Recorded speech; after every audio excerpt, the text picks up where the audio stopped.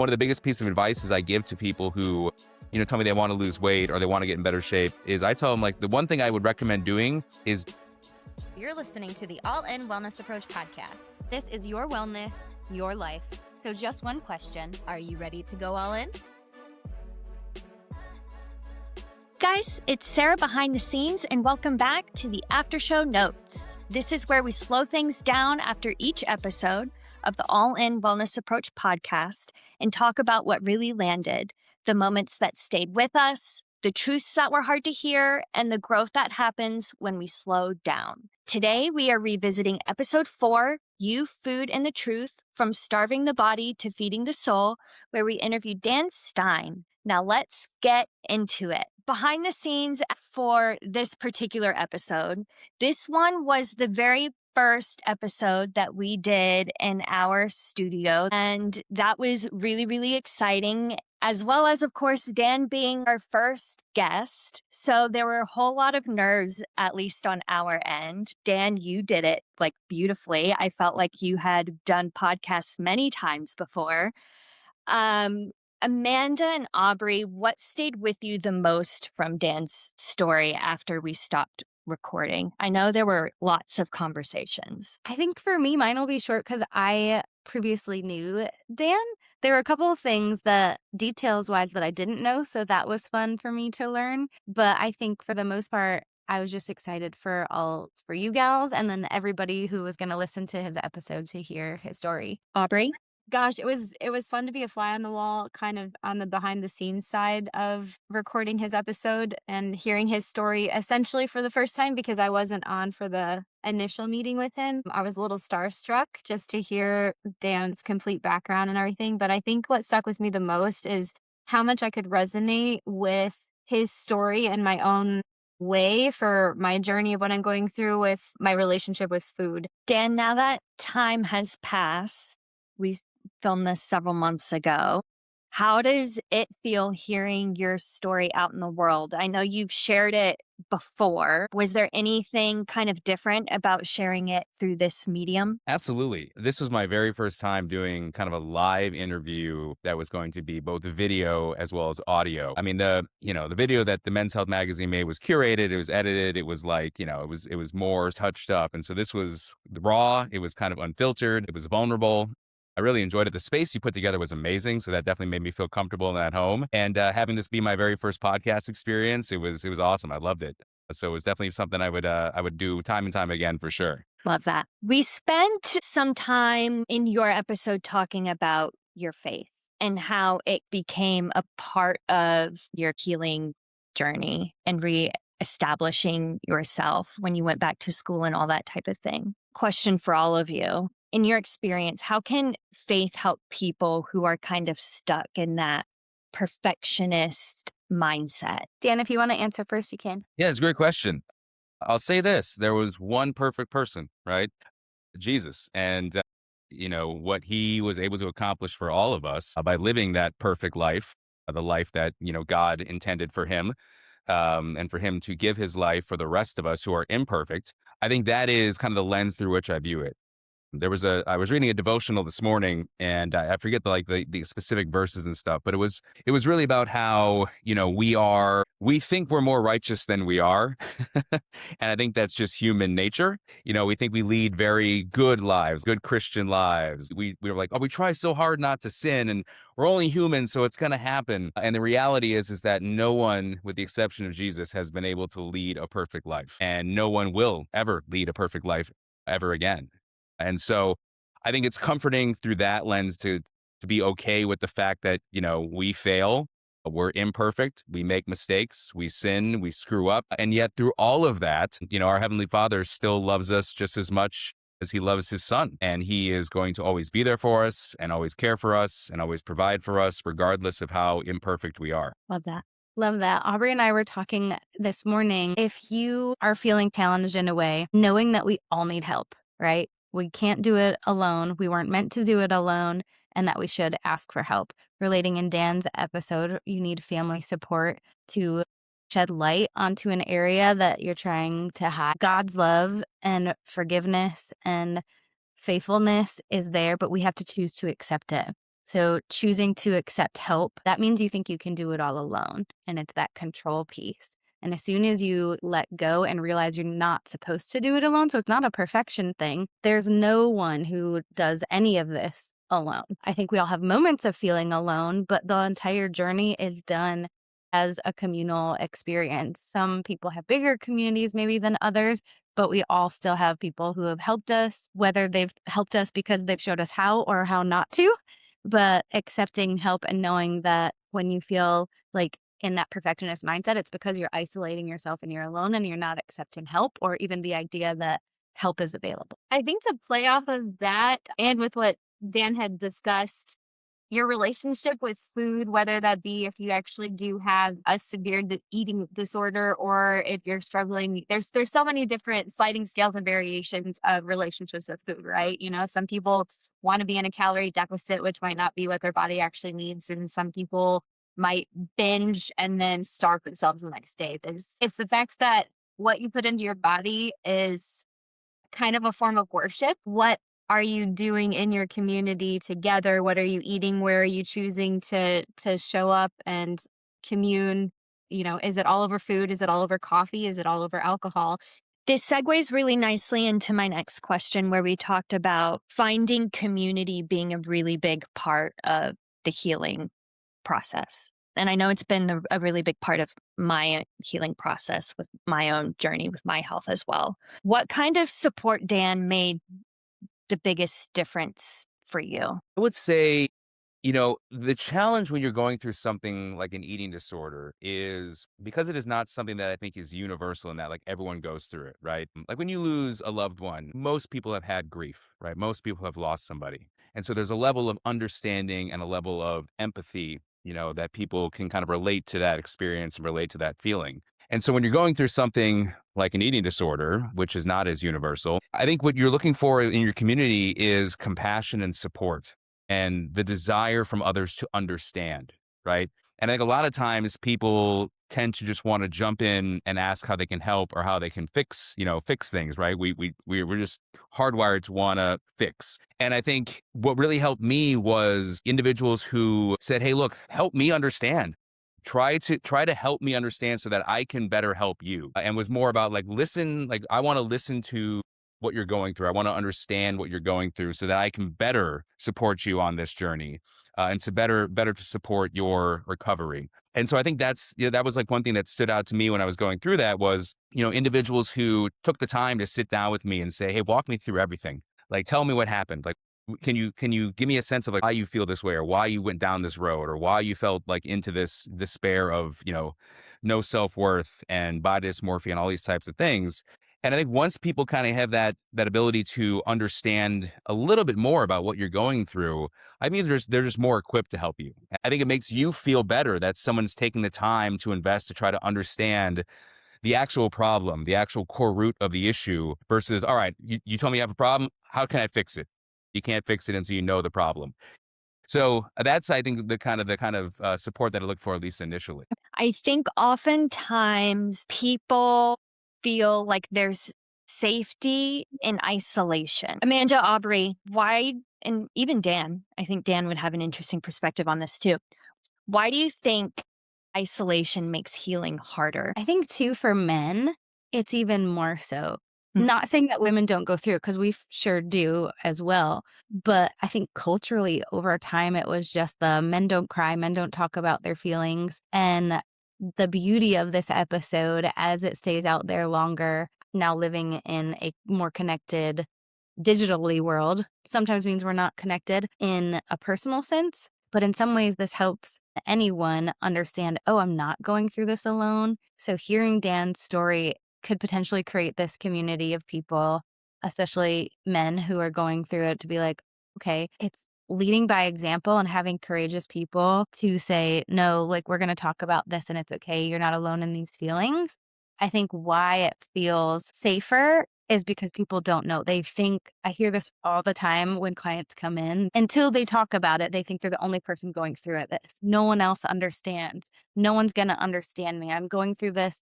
No one will understand my circumstance. And until you get into a space where you hear people talking about it and it's very, very similar, do you then realize like, okay, we need this. Why it's not a good healing, again, I think goes back to our faith, is that we were told not to do this alone. We can't do it without God. We can't do it without each other. We think we're safer by ourselves, but we're actually safer together, because then how do we learn things in life? Through somebody teaching us, someone who went before us, someone who's already on the other side of that journey. So being able to have a mentor, someone who's healed from that, is what's going to make you successful and follow their path, or use their path as an example to create your own, which is what we do with the podcast, with the all in wellness approach, is we present all of these things and hopefully help people have an example to use to then adapt into their life in a way that fits for them. So it's kind of the reverse in people thinking that being by themselves, again, it's that control piece, thinking I have to do it alone, but realizing no, the best way, the only way since the beginning has been to have an example, to have a teacher, and to be able to talk through it, to be able to make it a change. I'm going to put the practical spin on this and actually admit to something I've never admitted to out loud. And being on the other side of it, because I found, I'm going to cry. Woo! Being on the other side of it because I found the community and the all in wellness approach, and coinciding with how much Dan's episode actually did help me. My disordered eating was binging.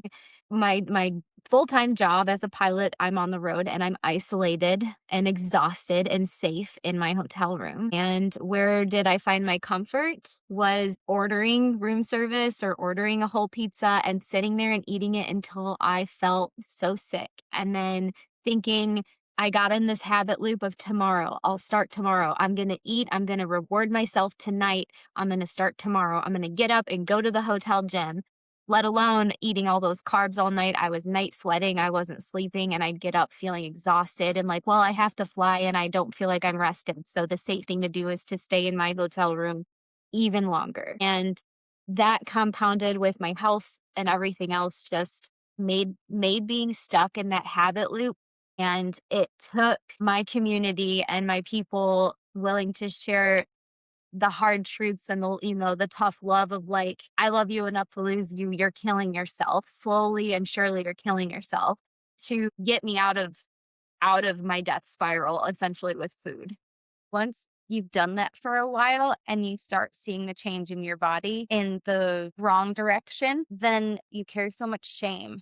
And when you're ashamed, you hide. Not just you, Aubrey, but everyone, right? So that's, I think, where people feel that shame, and that isolation is like turned on to the full. I did shame spiral, and it caused me to push myself even deeper into hiding. And I don't even remember what like my version of rock bottom was. But fast forward into actually my rock bottom was the very first episode we did of the podcast, where when I went back to listen to it for edits, I heard all of the excuses of me. Yes, but be gentle with yourself. Dan, this is where you came in and absolutely changed my relationship with food. Even though I thought I was on this healthy journey, and losing weight, and I've got this wellness podcast with my friends and all this, fluff.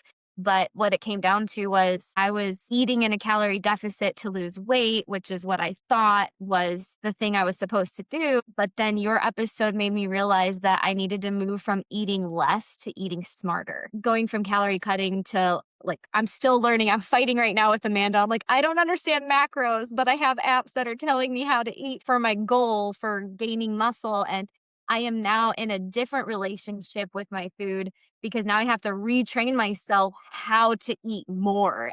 And I think my question to you, what's the fastest way to relearn healthy relationship with food without feeling like you're back in like a diet jail, so to speak? That's a really good question. And again, I don't think there's a fast way to do it, right? That's something I think we touched on in the episode, is that this is not going to be a quick fix. This is not going to be something you're going to be able to do overnight or in a week or anything like that. I think with the relationship with food, food in this country is an interesting thing, because we typically associate food with social, right?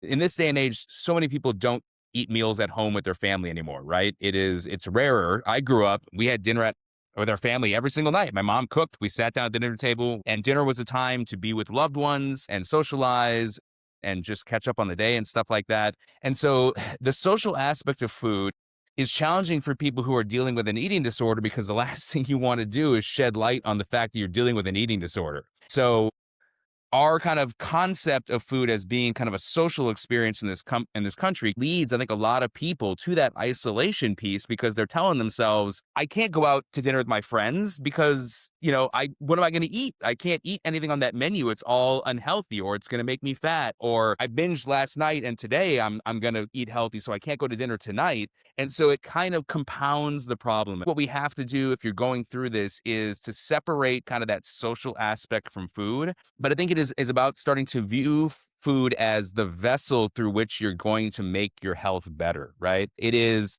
the conduit to getting back to where you're going to be comfortable with your health and your wellness and your body in a lot of instances. I would say, like, try your best early on in that journey and that battle to kind of separate the social aspect of it and focus more on what food is doing for your body as an actual nutrient and fuel and nourishment for your body. The math of it too, people can get caught up in, where that's hard, I think, then to give people macros right after dealing with an eating disorder, because then it's a compulsion, right? Dan, I think we've talked about that, where you said, I can look at something and know exactly what it's made of, know exactly how many calories and how much protein. So sometimes that's not the right answer for people. But then having the mindset of, yes, okay, if I'm wanting to gain muscle mass and fat are different. And so knowing how to do that in a way that's making that goal and using it as a tool for a goal instead of, again, attaching the shame to it or the worry that it's going to go the wrong way. I think the more you can get educated for yourself or hire professionals who can help you to do that. Dan's strong suit was he went and just educated himself on what everything's made of so that he could have a healthy outlook as to, this is why I need this. And I'm not creating a false narrative as to what this is.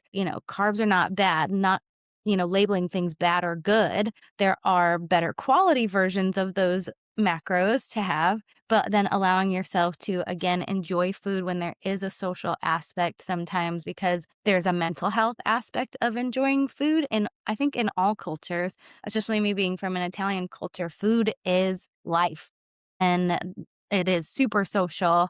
And so creating that, and that's going to be a little different for everyone, but I think you have to have that real quick self-awareness of, oh, if I'm going to go down the macro lane, am I at a great mental spot to be able to handle the fact that these are numbers? And if not, then I need to find a way to just learn what things are and then maybe break it down to small pieces, or maybe just one number. Like, okay, I'm just going to pay attention to my protein number and not pay attention to the other numbers, because so many people have, I don't know what the arachnophobia for spiders, but carbophobia is. If people are paying attention to that number, I think that puts them in a wrong place. So a really great place that I tell people to focus on first is like protein and fiber and hydration. Again, that's not the catch-all for everyone. Taking a minute with yourself or getting with a professional who can help guide you into what that looks like for you, saying, hey, here's some mental snags for yourself. I don't think that's going to put you in a great mental space. You may be able to do it well, and giving people numbers can help, but depending on where they're at. So I don't know if, Dan, if you have a piece to that, because I know you talked about like that compulsion then of looking at that number. Yeah, I think that's a really, really good observation, Amanda. I mean, obviously, you do not want to open up another prison, so to speak, right? Where all of a sudden you're so focused on a number of hitting a certain number of macros or a certain calorie count every single day. And that's why, for me, one of the biggest pieces of advice is I give to people who, tell me they want to lose weight or they want to get in better shape is I tell them, like, the one thing I would recommend doing is stop weighing yourself every day. Stop weighing yourself every 2 days, every 3 days, because there's no fruit in that because your body is going to fluctuate so much day to day based on so many things that have nothing to do with what you ate or what workout you did or how hard your workout was or any of that kind of stuff. There's so much that goes on in the human body, from water retention to inflammation to all these different things. And it's always fascinating to me, like, again, we're getting into, it's the first week of the year. So many people are coming back from the holidays going, oh my God, I gained 15 pounds over the last Christmas week. And every time I hear that, I go, okay, first and foremost, it is impossible. Like, you don't understand how much food you would have had to eat to physically gain 15 actual pounds of body weight. I mean, the math is on this is simple. It's a 3,500 calorie surplus more than you burn is going to put on 1 pound of body weight. The odds that you actually put on 15 actual pounds are basically non-existent. But you might have put on a lot of water because you were eating salty foods or, enjoying holidays as you should. You want to be able to focus more on the North Star, which is I want to get healthy, right? I want to beat this disorder that I'm dealing with and get to a place where I have a good relationship with food. I have a good relationship with my body. I have a good relationship with my health and wellness, both physical and mental. The more roadblocks you put in front of yourself, and if that is a roadblock for you, if you try it out and you realize after a week or two you're so obsessed on that number that it's causing more harm than good, then you got to remove that. I can use an example of this recently with myself. I had an Aura ring. And I had an Aura ring for a year. It's a phenomenal piece of technology. Don't get me wrong. I'm not saying people shouldn't get an Aura ring. But for me, what I found myself doing was every single day I was focused on one-upping myself from the day before. Like, okay, so yesterday I burned 3,800 calories. Well, today I'm going to burn 3,850.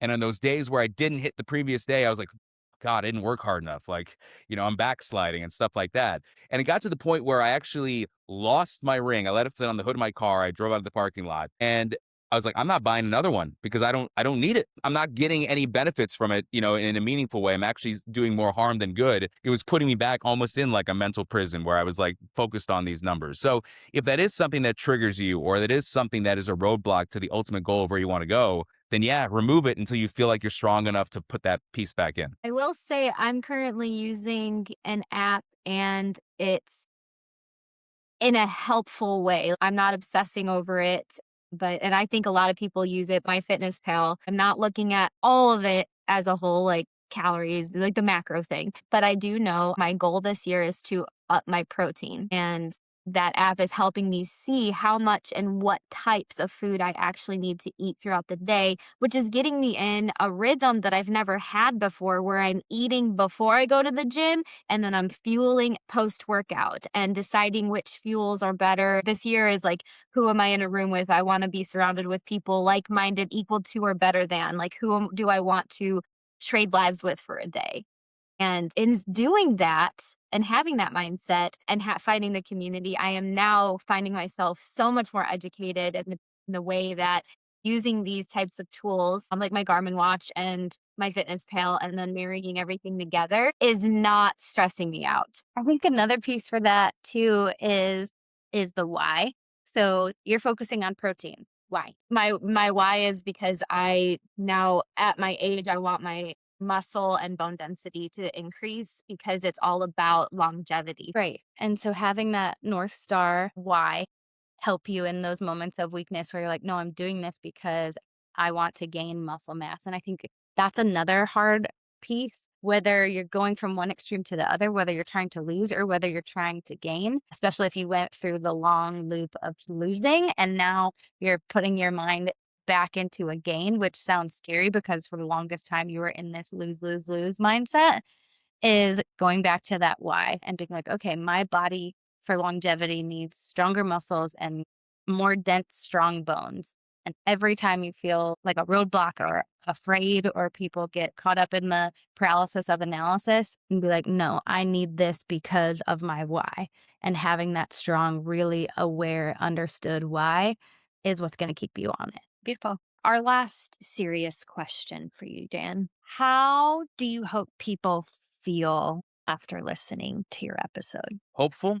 I think circling back to the isolation piece, it's something popped in my head as we were talking through that, and no one kind of touched on it, so I'll share it now. I think another reason a lot of people isolate when they're dealing with these types of issues, whether it's an eating disorder, whatever it is, there's the shame part, but there's also the fear of judgment, right? I think a lot of people just assume that most people are going to respond negatively if you share information like that. And one thing I've learned through this experience, and one thing I've learned through being more open about my personal journey through an eating disorder, is the vast majority of people are incredibly supportive and compassionate. That is eye-opening, I think, for people when you're going through something like that, because what we hear so often is the negative, right? It's like they say with, what is it with news, blood leads or whatever it is, right? We just get told a lot of times that, the sensationalism of negative news stories and these types of things are what drives clicks and views. We lose sight of the fact that the reality is that most people are genuinely kind, passionate, supportive individuals. That's the truth. The truth is a vast majority of humans on this planet are genuinely good human beings who are going to care and be passionate and be supportive and want to help people, right? And so, yes, there might be detractors. Yes, you might get a negative comment here or there. Yes, there might be that one person who bullies you when you come out with that kind of stuff. But there's going to be 85 more people who are going to support you in your journey and support you in your battle and want to love you up and want to show you empathy and compassion and care. Don't hide because you're afraid. That's the biggest piece I could say is do not hide or do not shelter in place, if you will, for fear that people are not going to care and not be supportive. I think one of the downsides of the internet is that it has made us all feel like society's worse than it is. And when I hear people in my life like, there aren't decent people around anymore, I'm like, go outside, go talk to somebody. They're out there. You're just reading the trolls who have nothing better to do than to comment on the internet. And you need to go meet real people. Every human being has an opinion. And if you realize that, just like Sarah, we talked earlier or last week about gym intimidation, right? Like walking to a gym, every single person has had that feeling, and more than likely do not have an opinion of you being there until they meet you. And typically they're like, yes, let's work out together. Let's be friends. So yes, 90% of the people out there, it's all good and supportive. Or everyone truly, and I'll call it what it is, humans are selfish. We are so self-absorbed and we are so caught up in our own circle. Nobody cares what you're doing. I think defining who the they are, most of the time the they that we're worried about is our own worst self-talk. It's like this shadow person of ourselves that is in the corner watching ourselves, talking crap about ourselves. Nobody else is doing that because they're doing it to themselves. They're in their own bubble with their own shadow person, having their own experience.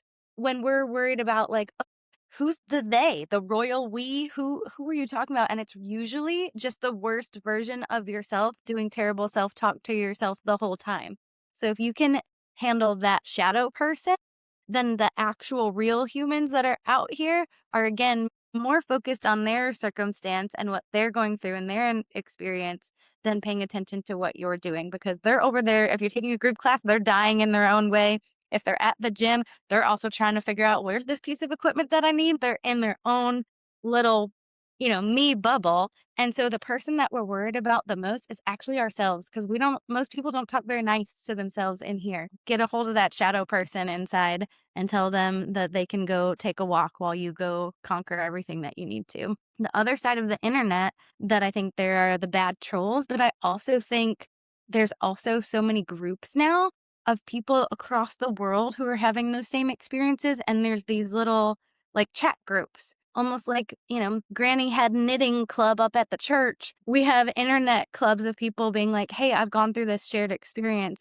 And there's groups on the internet too, because I think so many people are like, oh, I just moved to the city. I have no friends and family. I work from home. Everything has created this isolation. And I think there are happy pockets on the internet too that you could find if that's a place that you need to start, if you don't have the local group around the corner to go get caught up with. Try to get out of your own head, out of your own box, out of your own isolation. And again, realize you're not meant to do it alone. You can't control it all, and accept help. The last question, Dan, that I like to ask the ladies is, we believe in hydration, of course. So I always ask, what's in your cup? What are you drinking right now to stay hydrated? Dan, are you drinking anything specific right now? It's a great question. So, I mean, water. A colleague of mine at work actually turned me on to these hydration tabs. I don't know if we're allowed to plug specific brands on here. It's called H2. Guy's a beast. He's an ultra marathoner, Ironman competitor. So hydration to him is like the end all be all. It's very important to him. And so he was incredibly helpful in sharing the differences between more, hot, trendy hydration tabs and packets that are out there, and the ones that actually just cut to the core of like, we're just here to hydrate you, and that's what you really should be looking for. And so I've been popping one of those into my pre-workout every single morning, and I don't know if it's a placebo effect or whatever it is, but I definitely feel like my energy during the day, especially in the morning, to get through workouts and get into the workday, has been improved since I started kind of including these hydration tabs. So it's kind of like water on steroids, if you will. Water plus. Water plus, correct. Yes. How about you, Amanda and Aubrey? What are you drinking? I feel like this will get boring for everybody because we usually do these in the late afternoon. So it's not coffee. It's usually a cup of mint tea and my water plus electrolytes because I want my brain synapses to work well while I'm on with y'all. So tea and electrolytes. We're currently on socials doing small swaps equal big change is our fun thing. And I know a lot of people get into that afternoon slump of like they just want to after lunch, tired at work or whatever, and they want to go for that coffee. And as I get older, I cannot do caffeine in the afternoon. I will never go to sleep. But I like to have something warm, something cozy. So mine has actually recently been instead of like tea or coffee, I'm doing these bone broth packs that literally if you were like the weird kid that liked to lick the bouillon cube before your mom made made some sort of a broth, chicken soup or whatever.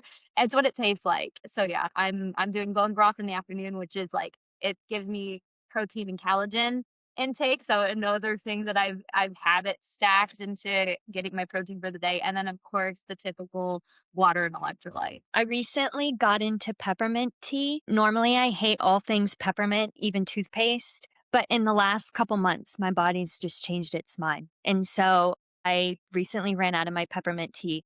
Now I'm drinking lemon ginger tea.